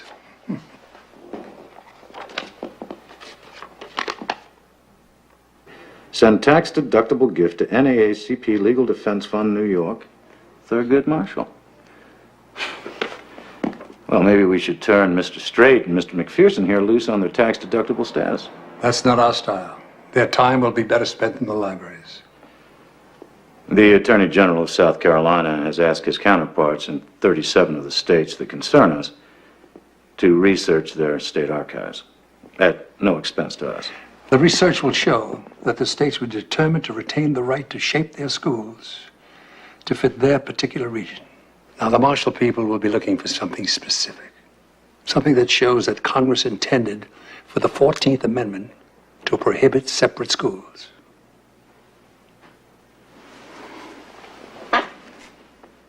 Ming and I think the real key lies in the ex-Confederate states in the South. It was a condition of their rejoining the Union after the Civil War that they adopt the 14th Amendment. Congress insisted on it. Not one of these states put a single word about school segregation in their new state constitution. Now, we believe that this proves that they understood that Jim Crow schools were outlawed by the 14th Amendment. They had to toe the mark in order to get back into the Union. Exactly. But some of those states turned around and put in segregated schools a year after the 14th Amendment was ratified. And they've been operating segregated schools ever since. Professor Kelly, I'm not sure your argument holds water. It sure doesn't.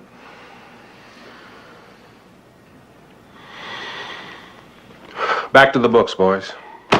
I'm sure if we give them a little more time, Mr. Kelly and Mr. Ming will come up with something more solid.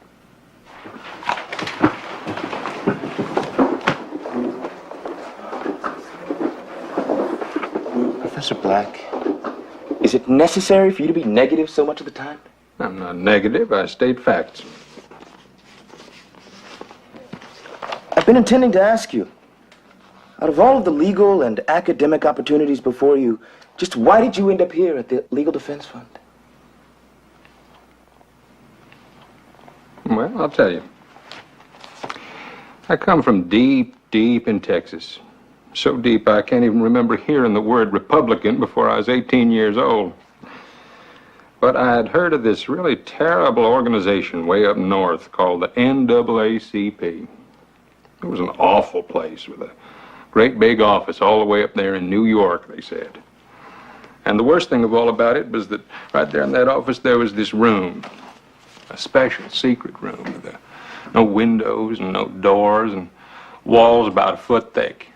And the only way that you could get in was with a combination of this huge lock. And inside that room, they said there was nothing but hooks on the walls. Hundreds and hundreds of hooks. And do you know what was hanging on each and every one of those hooks? What? Well, they said that on each of those hooks was a key to the bedroom of a Southern white woman. So I figured that is an organization I want to get involved in. The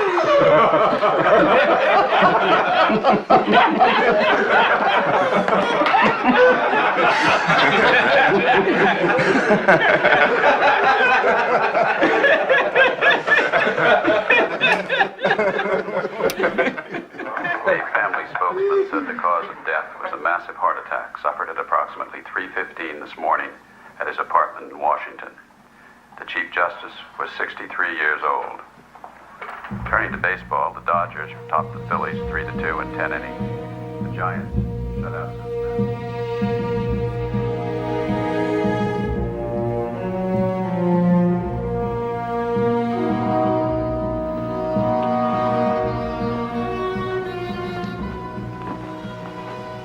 Afternoon, sir. Mark? Was it a nice service? Yes. Was the president there? Oh, yes. Mark, this is the first solid piece of evidence I've ever had that there is a God in heaven. I can't help but think that Vincent's successor will be better for us. The devil you know is better than the devil you don't know. I watched General Eisenhower testify in Congress against desegregating the Army below the platoon level. I don't think President Eisenhower is going to be looking for a civil rights Chief Justice. I still say the odds are we get someone less wedded to the past than Vincent. Time says Eisenhower may promote Justice Jackson to the Senate seat and name an associate in his place. The Republicans in the Senate will fry Ike if he tries to put a Democrat in the top spot. Anyway, whoever it's going to be, we got a ton of work to do. It's nearly midnight, so let's get to it. My spies tell me Foster Dulles can have it, if he wants it. Second choice, New York's own, Governor Tom Dewey. Were I you, John, I should fire my spies. I have it on good authority. And by good authority, I mean 15 feet from the Oval Office. That Ike made a deal at the Republican convention. In return for delivering California, the first vacancy on the Supreme Court goes to California's governor.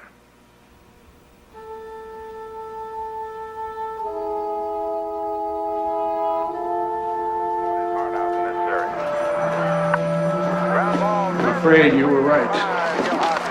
For one, Greenberg? New Chief Justice is the same man who uprooted 80,000 Japanese Americans during the war, confiscated their property, and sent them to internment camps. What was it that a great man once said? The devil you know. Right. Boys, we've got to do what we've got to do. We've got to find something in the history that says we are right. Get Kelly, Ming, and the others on 18-hour shifts. We are not going to be sitting around worrying about who's sitting on the bench. Get back to it. So far, nothing appears to pose a problem for our position. But, Mr. Davis, if I may ask, how does Governor Warren going on the court affect things? The Post describes him as the colorless manager of a team of all-stars. I would think very little, Mr. Straight. Separate but equal has been upheld by the court 7 times. And the fact there is a division within the court should work to our advantage. There will be a great reluctance to overturn such an historic precedent on a close vote. Those men do not wish to create chaos. Comes down to the fact that the man is a politician, not a jurist. He has never before sat on the bench, not even 5 minutes on a police court. No judicial philosophy.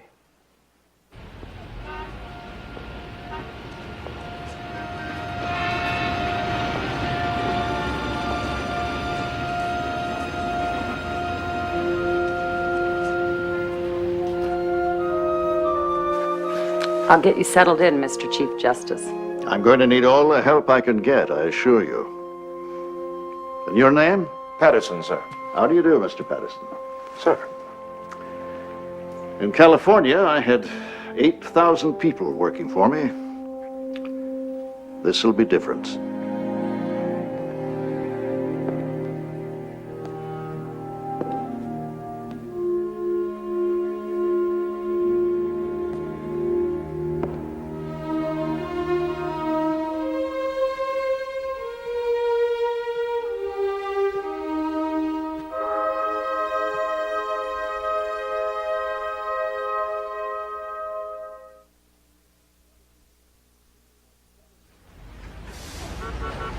We have studied the history.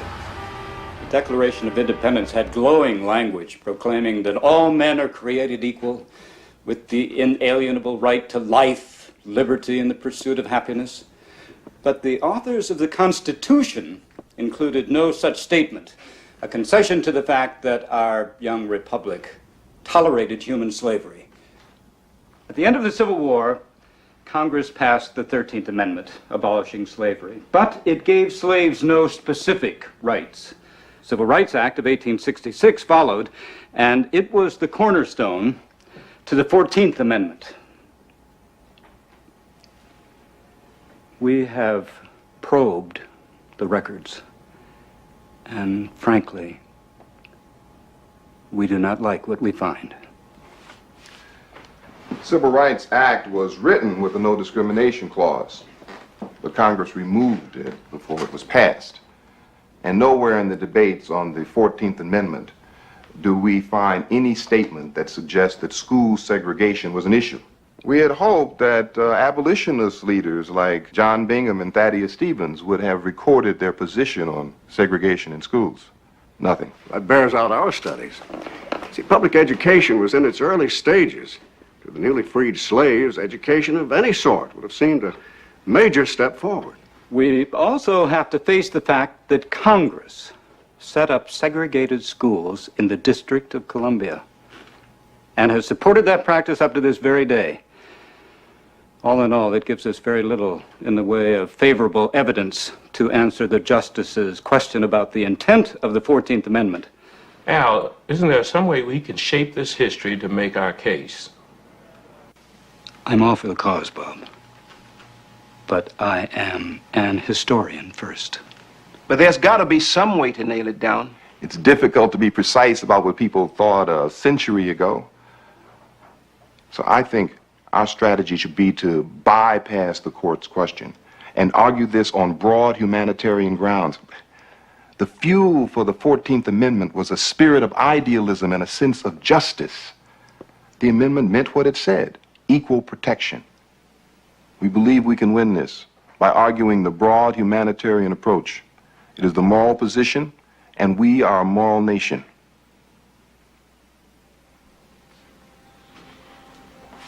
Okay, let's write it up that way.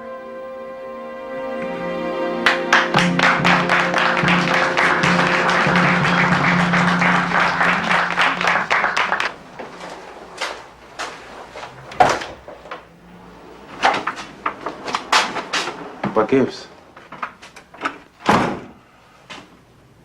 It'll never work. The broad humanitarian approach. Frankfurter will smell it in a second. He'll see it as evasive. It's too general, isn't it? It's a long shot. Where's Kelly? He's going back to Detroit, morning train. Call him at the hotel. Try and catch him.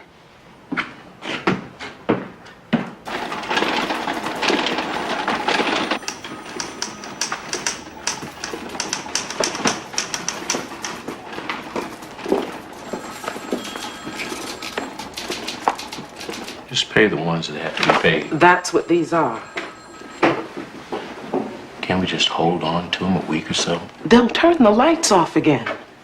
We should talk to Thurgood. This has got to be dealt with.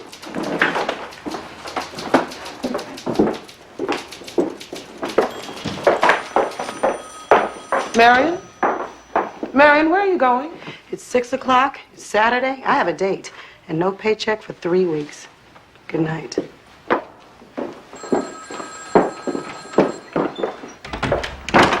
Don't you know what you're doing in there? Don't you? I'm typing the same stuff over and over. If that stuff doesn't get typed,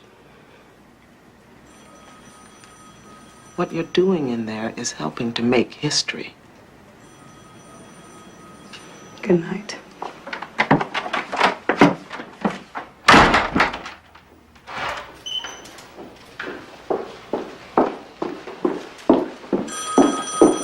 Thurgood, excuse me. I think the time has come for us to deal with this. Alice, would you run downstairs and grab us some sandwiches, please? The beginning of this needs to be tighter, clearer. What are you doing, Alice? Making history.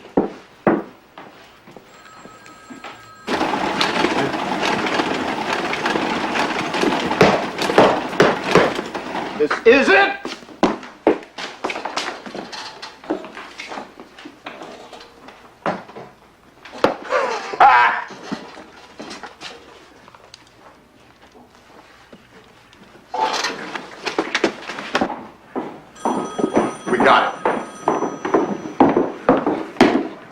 Thaddeus Stevens. Read it. Thaddeus Stevens, in the debate on the floor of Congress when the amendment was first presented, where any state makes distinctions between different classes of individuals, Congress shall have the power to correct such discriminations and inequality. No distinction would be tolerated in this purified republic, but what rose from merit and conduct.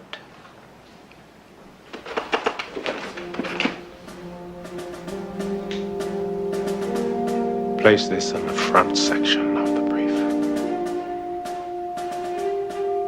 And send someone out for ice and bourbon. Mr. Kelly needs a drink!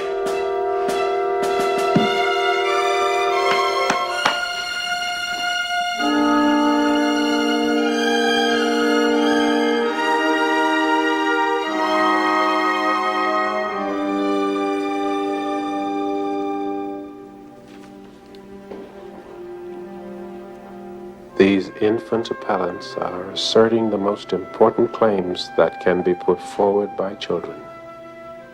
The claim to their full measure of the chance to learn and grow, and the inseparably connected but even more important claim to be treated as entire citizens of the society into which they have been born.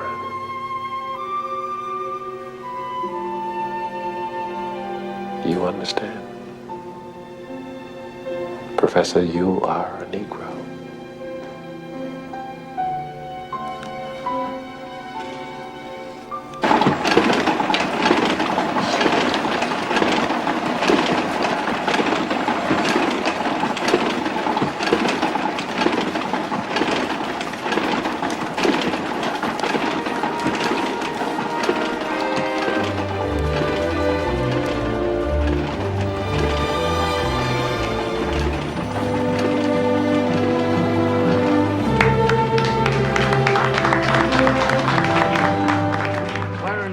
District number 1 in South Carolina, there are 2,799 registered Negro children of school age. There are 295 white children. The state has now provided those 2,800 Negro children with schools that are, as Mr. Marshall has so positively admitted, equal in every respect. In fact, because of their being newer, they may even be better than the schools of the 295 white children. Now, who's going to disturb that situation? If these children were to be reassorted on a mathematical basis, you would have 27 Negro children and 3 white children in each schoolroom. Would that make the children any happier? Would they learn more quickly? Your honors cannot sit as a glorified Board of Education for the state of South Carolina or any other state. Nor, I respectfully submit, can this court sit in the chairs of the legislature of South Carolina and mold its educational system. The state establishes the schools. It pays the funds. And it has the sole power to educate its citizens. The state of South Carolina does not come here in sackcloth and ashes. Its laws do not offend the Constitution of the United States. It is convinced that the happiness, the progress, and the welfare of these children is best promoted in segregated schools. And it would be 1,000 pities that by this controversy, it might be ordered to abandon what it has created. I am reminded of Aesop's fable of the dog and the meat. The dog, with a fine piece of meat in his mouth, crossed a bridge. He saw the shadow in the stream and he plunged for it. And he lost both the shadow and the substance. Now here is equal education, not prophesied, but present. Shall it be thrown away on some fancied question of racial prestige? It is not my part to offer advice to the appellants, and certainly not to the learned counsel.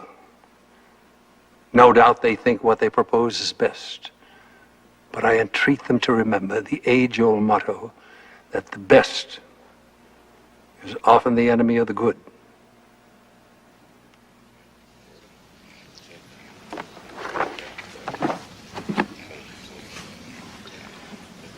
Mr. Marshall, you have 5 minutes for rebuttal.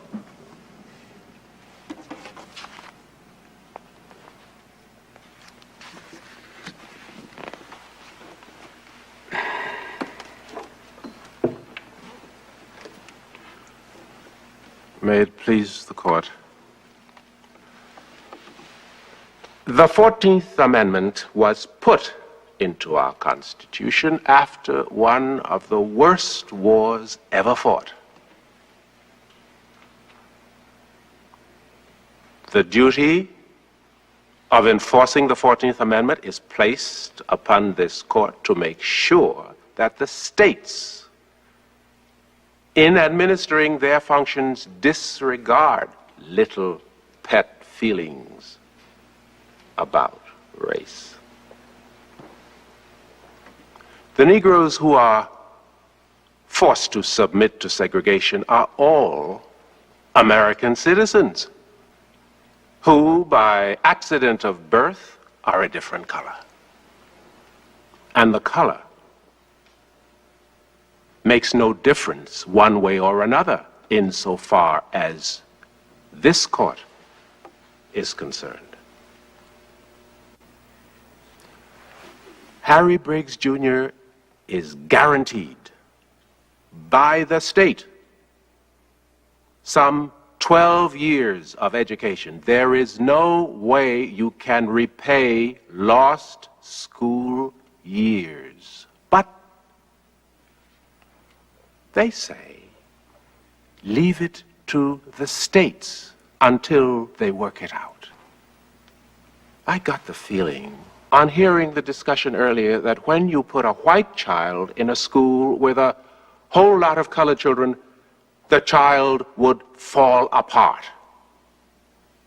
Everyone knows that is not true.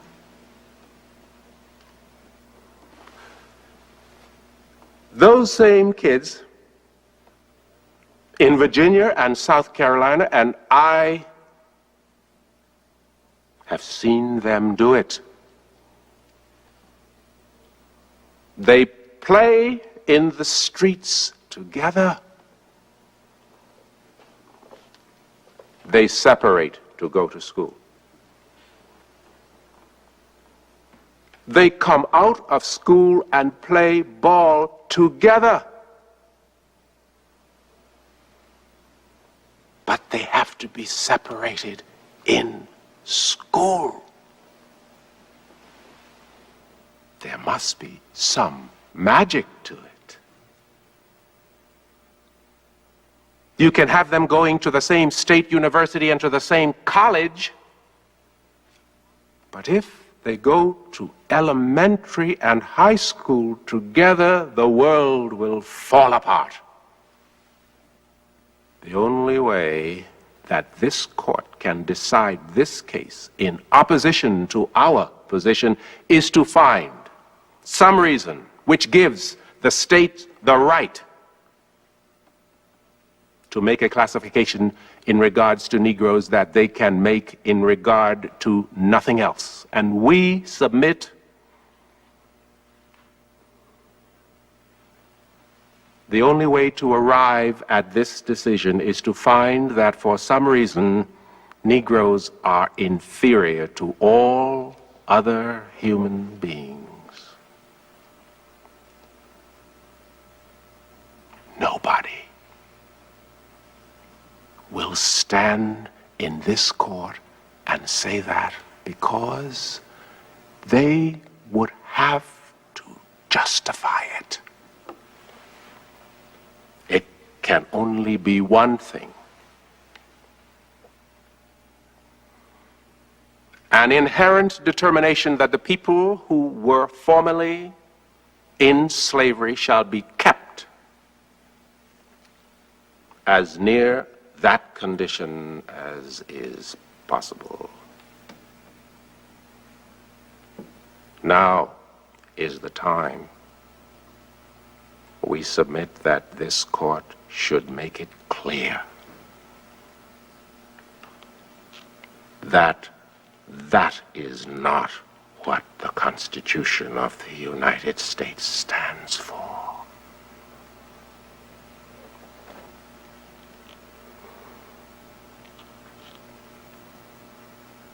Thank you, sir. Thank you, Mr. Marshall.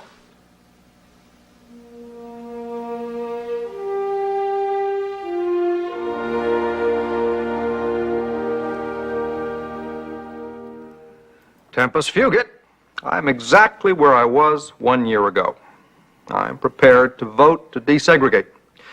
And if my vote should be in the minority, I shall write as strong a dissent as I know how. After reading over 1,500 pages, I have yet to discover a basis in the Constitution or the 14th Amendment that allows us to order the states to do with their schools that which they do not wish to do. Well, I was very taken by something Mr. Thurgood Marshall said. The only way the court can decide this case in opposition to our position is to find that for some reason Negroes are inferior to all other human beings. Hugo, I base my view on the law, and nothing in the law tells us that we can tell South Carolina to abolish separate schools.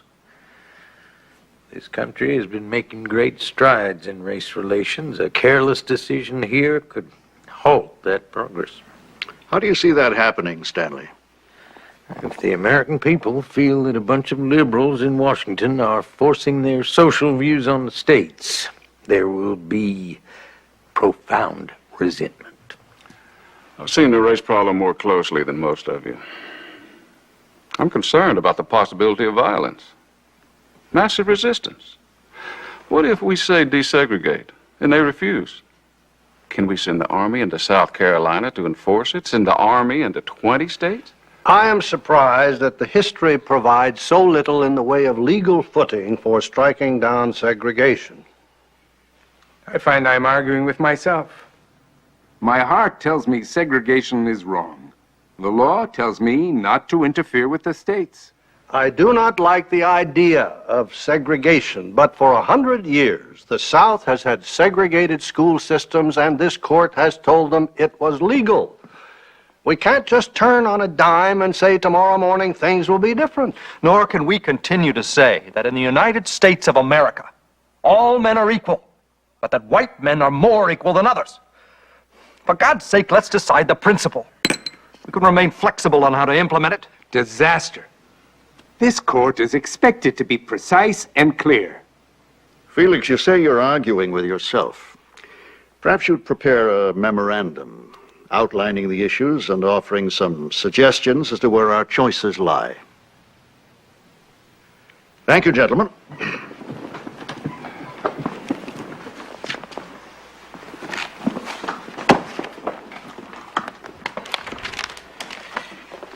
Our great civil libertarian is going to get us in the soup. Douglas is so abrasive. He makes conciliation and compromise even more difficult. He obviously feels very deeply. Douglas is a great humanitarian in the abstract. He just can't stand people.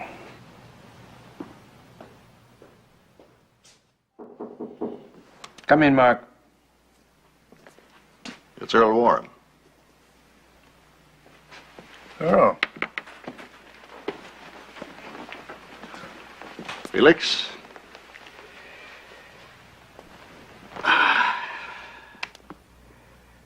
Felix, this court must vote to desegregate.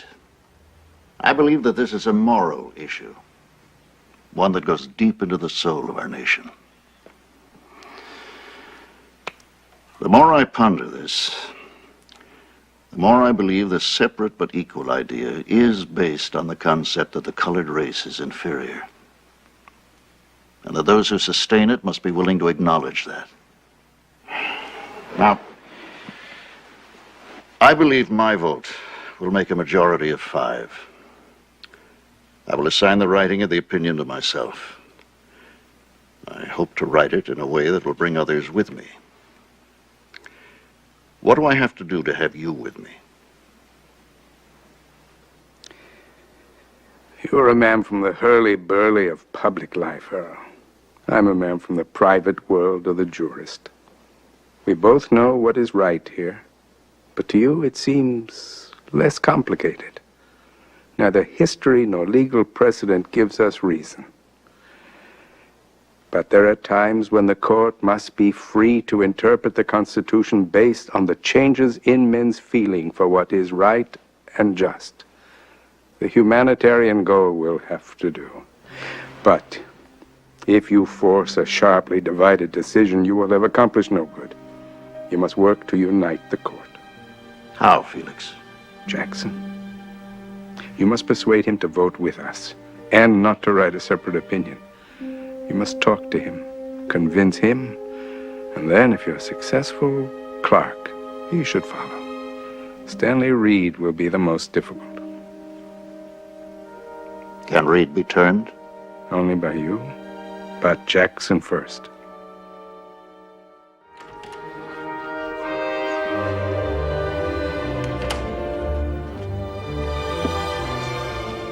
Welcome back.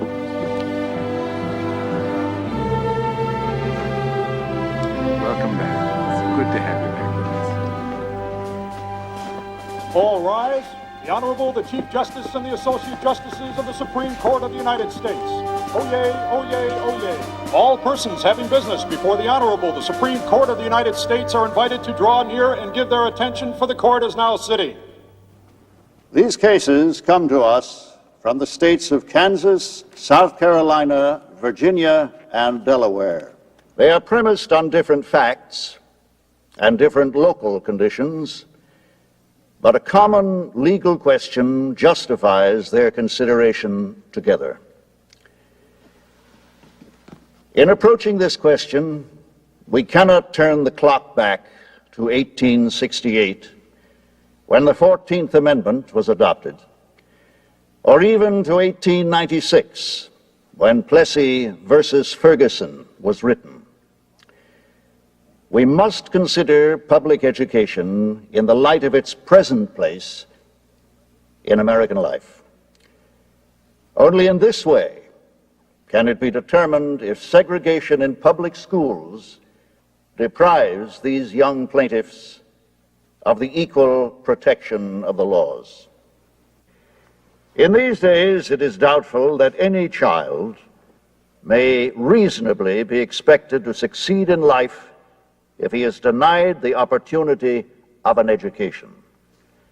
Such an opportunity, where the state has undertaken to provide it, is a right which must be made available to all on equal terms. We come then to the question presented. Does segregation of children in public schools solely on the basis of race, even though the physical facilities may be equal, deprive the children of the minority group of equal education opportunities? We believe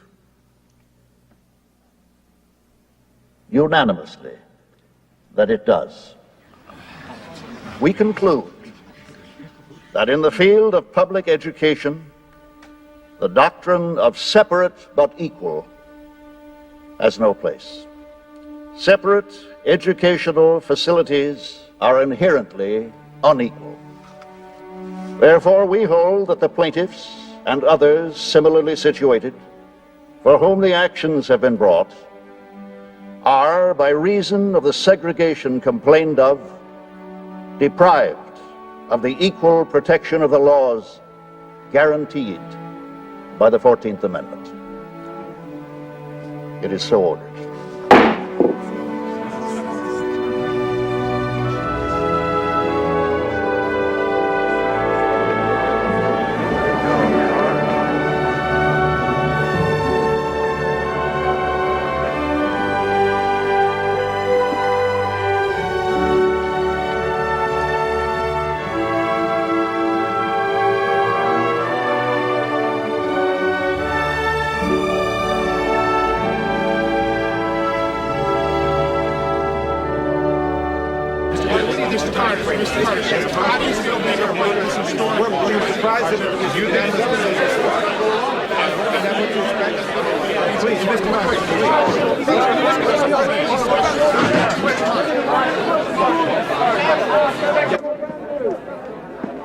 Buster, it's me.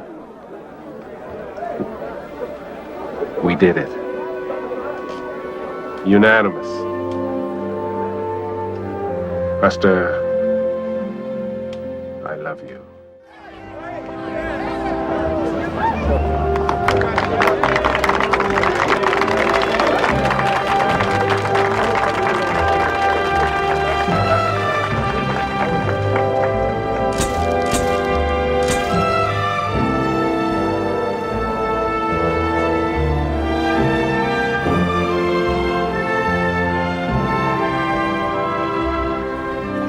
In 1967, Thurgood Marshall was named Associate Justice of the United States Supreme Court.